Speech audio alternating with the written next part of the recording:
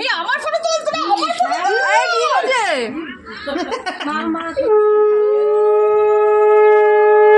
এখন শুধু মামের ছবি তোলা হবে।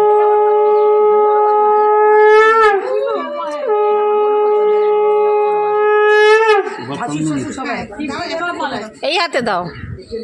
হ্যাঁ হ্যাঁ দেখি জানি জানি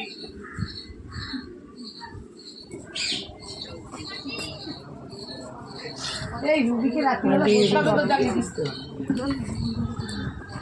কি বলে পুরোটি আশীর্বাদ কর। কিছুই বোঝে না একদম। হাতে দাও।